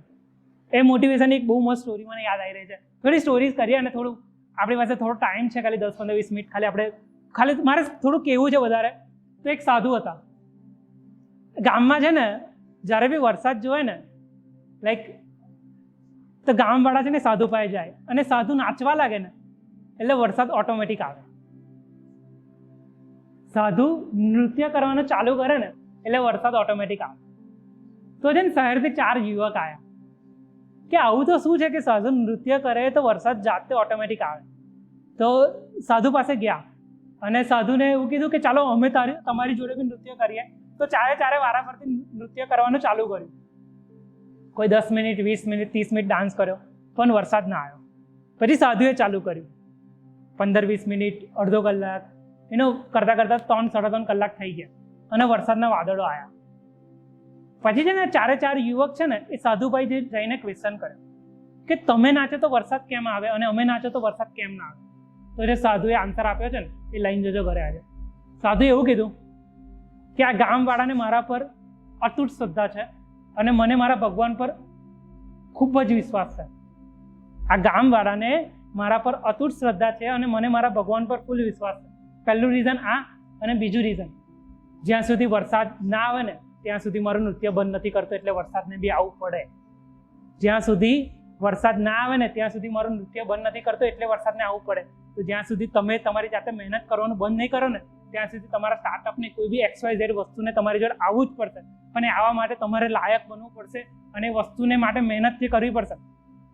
આ દુનિયામાં છે ને, તમે મહેનતથી જેટલી સ્પીડલી આગળ વધશો ને, એ બીજી કોઈ બી ફેમ નેમ મની, કોઈ મની તમને આજે 10, 15, 20 લાખ રૂપિયા ફંડિંગ માટે આપી દે, પણ જાતે મહેનત તમારી જાતે જ કરવી પડશે. તો મહેનત કરવા માટે છે ને, એનો કોઈ અલ્ટરનેટિવ નથી, હાર્ડવર્કનો કોઈ અલ્ટરનેટિવ નથી. તો મહેનત કરવાનું તમે સ્ટાર્ટ રાખજો અને ઇઝીલી કરી શકશો, બધા જ કરી શકશો. એવું નથી કે ઇલોન મસ્ક બેસી ગયા છે એટલે આપણે ટોપ પર પહોંચી નહીં. અને આપણે ટોપ પર પહોંચવાની કોઈ આશા રાખવાની જ નહીં. તમે તમારા ફિલ્ડના બેસ્ટ વ્યક્તિ બની જાવ, તમે ટોપ પર છો. ટોપરને એક્સપર્ટ બનવા વચ્ચેનો ડિફરન્સ આટલો જ છે. તમે એક્સપર્ટ થઈને બેસી જાઓ. તમને તમારી ફિલ્ડની XYZ A to Z વસ્તુ તમને ખબર હોવી જોઈએ. જો એ તમને ખબર ના હોય ને, તો તમે હજુ કાચા છો. બરાબર છે? યસ ઓર નો? તો આટલો ડિફરન્સ છે. 2020માં હું નોર્મલ એક જગ્યા પરથી કામ કરતો હતો, લાઈક ઘરનું એક કેબિન હતું, એ જગ્યા પરથી સ્ટાર્ટ કર્યું હતું. પછી એક નાની ઓફિસ લીધી, પછી ધીરે ધીરે ટૂલ્સ પર ઇન્વેસ્ટમેન્ટ કર્યું. તમે ટૂલ્સ, મને એટલું ખબર છે કે મારે સ્પીડલી જવું હશે ને, તો મારા પગને એકદમ સ્પીડલી આગળ લઈ જવા માટે મારી આજુબાજુ કોઈ એવા વ્યક્તિ કાં તો કોઈ એવા ટૂલ્સ હોવા જોઈએ જે મારું કામ ઇઝી કરી શકે. તો હું ટૂલ્સ પર સૌથી વધારે મારું સૌથી વધારે ઇન્વેસ્ટમેન્ટ મારા ટૂલ્સ પર હોય, અને જે મને પોઝિટિવ એનર્જી આપતી હોય, મારા એન્વાયરમેન્ટને સૌથી સફળ બનાવતી હોય. તમારી આજુબાજુ સારા વ્યક્તિ નહીં હોય ને, તો બહુ જ ઓછા ચાન્સીસ છે કે તમે સફળ થઈ જાઓ. એટલે તમારી આજુબાજુનું સર્કલ છે ને, મારું ઇનર સર્કલ એટલું સ્ટ્રોંગ છે ને કે મને કોઈ બી સ્મોલમાં સ્મોલ ક્વેરી હોય ને, તો બી એ ઇઝીલી હું સોલ્વ કરી શકું. તો ઇનર સર્કલને તમારે એકદમ સ્ટ્રોંગ બનાવવું પડશે. અને આ છે ને, આ ફોટો દેખાડવામાં અને કહેતા મને 2 મિનિટ લાગે, પણ એ 2 વર્ષ જે કાઢ્યા છે ને, તો તમને તમારી સક્સેસ લોકોને કહેતા છે ને ખાલી 2 મિનિટ લાગશે, પણ એ 2 મિનિટ માટે છે ને તમારે 2 વર્ષની પ્રિપરેશન, 2 વર્ષનું હાર્ડવર્ક તમારી પાસે હોવું જોઈએ. એ નહીં હોય ને, અને એની માટે છે ને બહુ ઓછા લોકો રેડી થાય છે, એટલે જ બહુ ઓછા લોકો સક્સેસફુલ થાય છે. આ મારો સૌથી જોરદાર કન્સેપ્ટ કે જે હું આ કન્સેપ્ટને એકવાર તમે ખાલી સ્ટાર્ટઅપમાં કાં તો કોઈ આઈડિયા પર લગાવી દીધો, ઘરે લઈને જજો આ કન્સેપ્ટ. કોઈ બી આઈડિયા, કશું બી નાનામાં નાની વસ્તુ કરવી હોય ને, તો હવે આ કન્સેપ્ટ તમને બહુ કામ લાગશે. સૌથી પહેલો કન્સેપ્ટ, કોઈ બી વસ્તુ હોય ને, કોઈ બી વસ્તુ બનાવવા જતા હોય ને, તો એનો કન્સેપ્ટ શું રાખશો તમે? કોઈ બી સ્ટાર્ટઅપનો આઈડિયા બનાવવા જઈ રહ્યા, એનો કન્સેપ્ટ શું હશે? કન્સેપ્ટમાં બધું આવી ગયું. રેવન્યુ મોડલથી લઈને તમે શું સર્વિસ પ્રોવાઈડ કરવાના છે, તમારા યુઝરને શું મળશે, એ બધું જ આવી ગયું. કન્સેપ્ટ, એના પછી તમારી ક્લેરિટી કેટલી છે એ પ્રોડક્ટ પાછળ. આ પ્રોડક્ટ મેકિંગનો સિદ્ધાંત બનાવેલો છે. જો તમે જ ક્લિયર નહીં હોય તો તમારી પ્રોડક્ટ બનવાની જ નથી, અને બનશે તો બી લાઈક તૂટી ફૂટી બનશે. એનો કોઈ માર્કેટમાં લોન્ચ કરી દેશો, પણ એનો અપગ્રેડેશન બહુ હેવી કરવું પડશે. આપણો છે ને આઈટીનો એક નિયમ છે, ફર્સ્ટ ટ્રાય 60% આઉટ. એટલે કોઈ બી વસ્તુ બનાવો ને, એમાં 60% તો પરફેક્ટ જ બનાવી દો, બાકીની 40%માં એરર અને બગ આવશે ને, તો એ સોલ્વ થઈ જશે. પણ ફર્સ્ટ ટ્રાયમાં 20-30% બન્યું ને, તો તમે એ પ્રોડક્ટને ફિનિશ લાઇન પર પહોંચાડતા લગીને બહુ ટાઈમ લાગશે. First try 60% out. Third thing,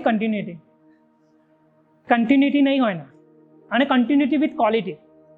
આજે મેં પહેલી વેબસાઇટ બનાવી, અને મારી 100મી કાં તો 120મી વેબસાઇટ તમે જોવો છો, જેમાં ક્વોલિટી હાઈ નહીં દેખાય ને, તો મેં અપગ્રેડ કશું જ નથી કર્યું. યસ ઓર નો? તો કન્ટિન્યુટી અને ક્વોલિટી બહુ જ ખતરનાક. ક્વોલિટી મેન્ટેન કરવા માટે છે ને તમારે એવું નથી કે આજે મને આવડી ગયું છે, હું આ જગ્યા પર પહોંચી ગયો છું, તો મારે મારી ક્વોલિટી ઓલવેઝ ઇમ્પ્રૂવ કરવી જ પડશે. મારી પ્રોડક્ટની, હું જે બી ડેવલપ કરી રહ્યો છું, મારી સ્પીચની, મારી પીપીટીની, આ બધાની ક્વોલિટી મારે XYZ રીતે ઇમ્પ્રૂવ કરવી જ પડશે. બાકી હું આ જગ્યા પર સ્ટિક થઈ જઈશ. યસ ઓર નો?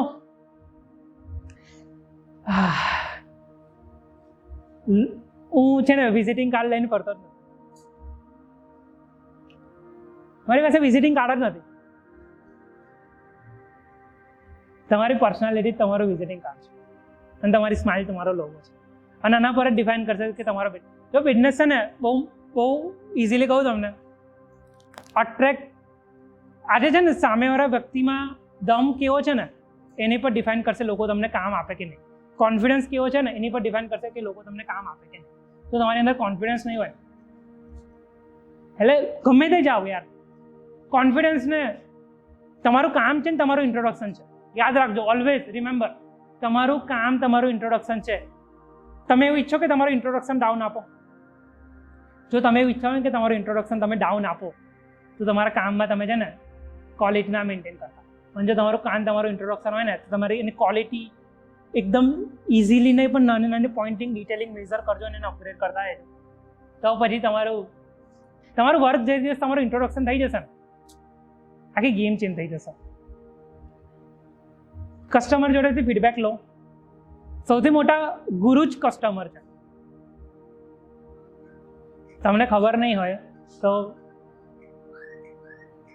આજે મેં આ પ્રોજેક્ટમાં આ મિસ્ટેક કરી છે એ મને કોણ કહેશે? મારો કસ્ટમર. મારે બીજા પ્રોજેક્ટમાં મારે એ મિસ્ટેક સુધારવી હોય પણ એ પહેલાં તમારે કસ્ટમર પાસેથી ફીડબેક લેવો પડશે.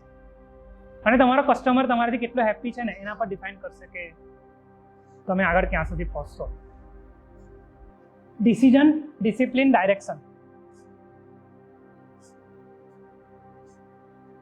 આ 3 સાથે હશે ને અને ડિસિપ્લિન ફૂલ રાખવી પડશે. તમે કોઈ બી ફિલ્ડમાં વિધાઉટ ડિસિપ્લિન કોઈ દિવસ સક્સેસફુલ નહીં. Discipline is must. હા, સોરી આનું છે ને થોડું પણ આ મારે સમજાવી દેવી જોઈએ. આ બહુ જ ઇમ્પોર્ટન્ટ છે. Game of sales, game of throne સાંભળ્યું હશે.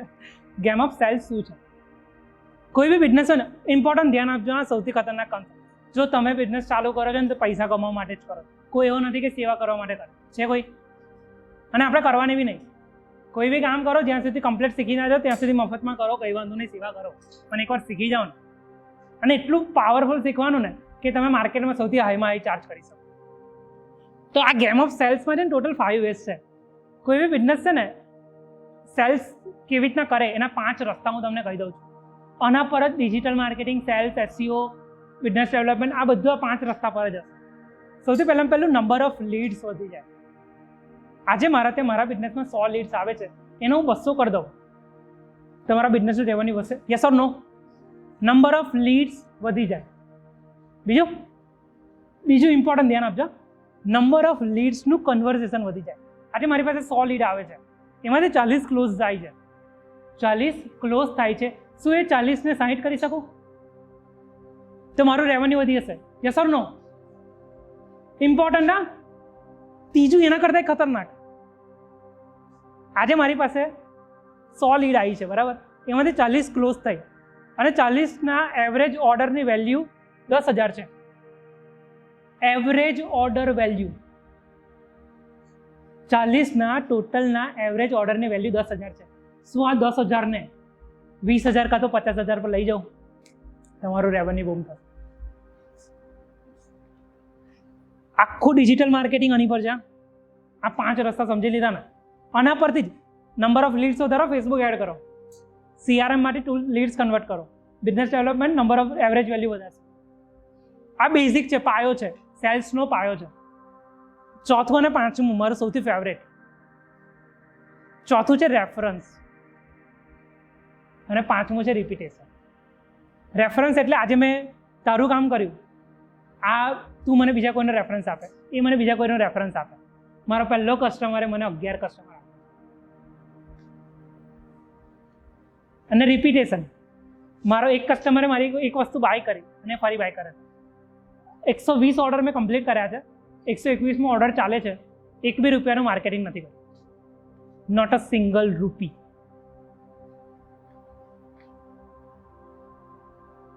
જ્યારે તમારું વર્ડ ઓફ માઉથ એકદમ હેવી થાય ને ત્યારે સમજવાનું કે તમારી ક્વોલિટી કેટલી જબરજસ્ત હશે.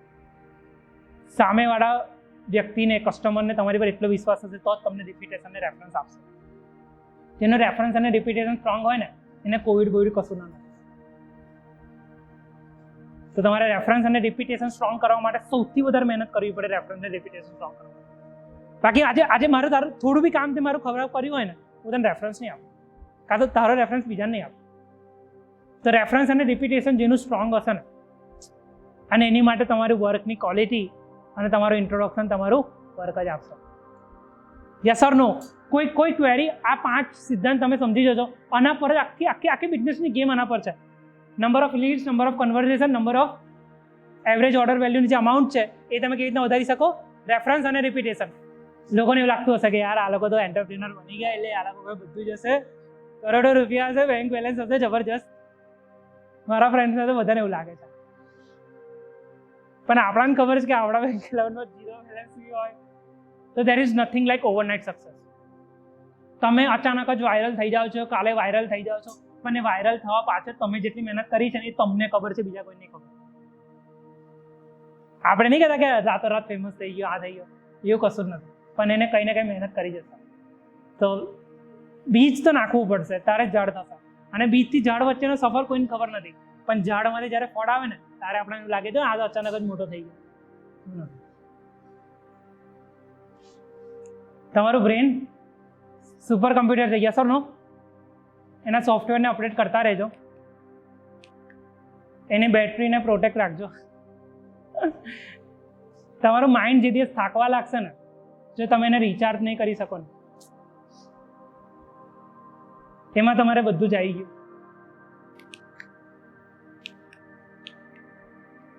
હા, અને આ સૌથી ઇમ્પોર્ટન્ટ છે. નેગેટિવ વાતો, નેગેટિવ લોકોને જો તમે ક્લીન નહીં કરો ને, તમારા કામની જે વાત ના હોય ને, જેનાથી તમારી સક્સેસ કાં તો તમે તમારી ફિલ્ડમાં આગળ ના વધો ને, એવી વાત પર ધ્યાન નહીં આપવાનું. એવી વાત પર ટીકા નહીં કરવાના, એવા લોકોને મળવાનું નહીં. મળે ને તો hi hello bye, hi hello bye. બાયને શીખી જવાનું. હાય હેલો કરતા બધાને આવડે, બાય કહેતા બહુ ઓછા લોકોને આવડે. હાય હેલો બાય કરતા શીખી જજો. બધા એવું કહે છે ને ડ્રીમ બિગ કરો ને આ અચીવ. ડ્રીમ બિગ ઓલવેઝ રાખવાનું જ, કંઈ જ વાંધો નહીં.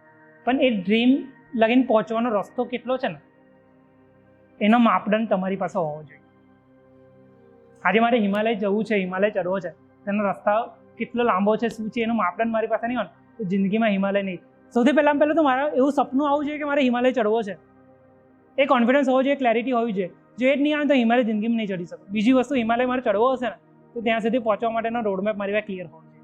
અને ત્રીજી વસ્તુ, અનસર્ટેન અનસિક્યોર સિચ્યુએશન આવી ગઈ એ ટાઈમે બી હું મારી જાતને કન્વિન્સ કરીને હિમાલય ચડવા સુધી પહોંચતા સુધી જો હું મારી જાતને કન્વિન્સ નહીં કરી શકું તો હું પહોંચી નહીં શકું. સાંભળેલું લાસ્ટ ખતરનાક, know more than other, work more than other and accept less than other. Know more than other, work more than other and accept less than other. લોકો કરતાં વધારે જાણો, લોકો કરતાં વધારે કામ કરો અને લોકોથી અપેક્ષા ઓછી રાખો.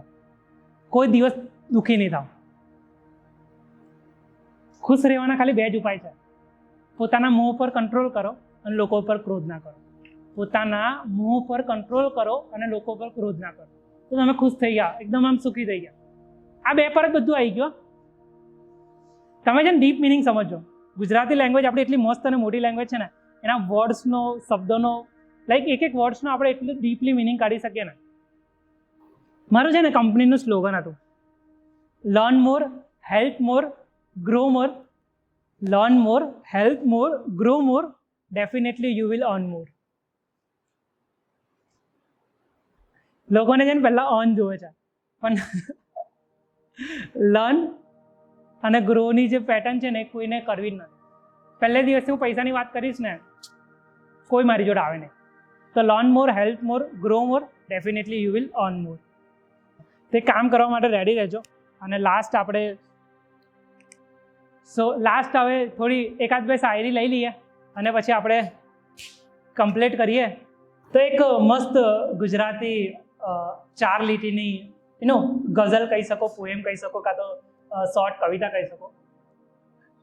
શું પૂછો છો મુझने, શું પૂછો છો મુझने કે ક્યાં ફરું છું. શું પૂછો છો મુझने કે ક્યાં ફરું છું. મને ગમે ત્યાં હરું ફરું છું. મને ગમે ત્યાં હરું ફરું છું. નથી બીક કોઈની, નથી બીક કોઈની આ જગતમાં. હું મારા એક ઈશ્વરથી ડરું છું. હું મારા એક ઈશ્વરથી ડરું છું. ચડી છે ખુમારી, ચડી છે ખુમારી, પીધી છે પ્રેમ સુરા. ચડી છે ખુમારી, પીધી છે પ્રેમ સુરા. જગતમાં પ્રેમી થઈને હું ખૂબ વિચરું છું.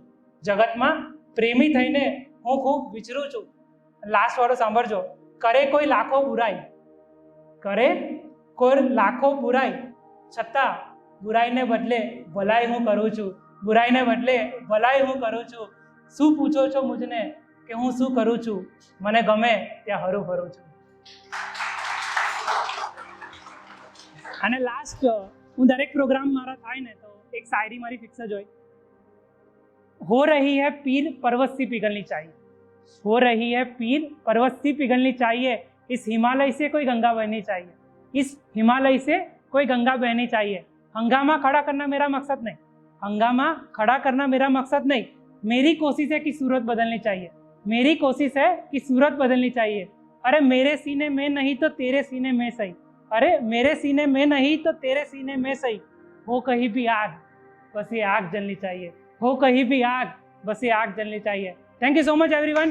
એન્ડ આ લાસ્ટવાળી શાયરી છે ને મારા વન ઓફ ધ ફેવરેટ મેન્ટરે મને આપી હતી, અને હું મારા દરેક પ્રોગ્રામમાં હું નાનામાં નાનો પ્રોગ્રામ કરું કે મોટો પ્રોગ્રામ કરું એ હું શાયરી બોલું છું। તો તમારા મેન્ટર્સને કોઈ દિવસ ભૂલશો નહીં અને શીખતા રહો ને આગળ વધતા રહો। Thank you so much everyone.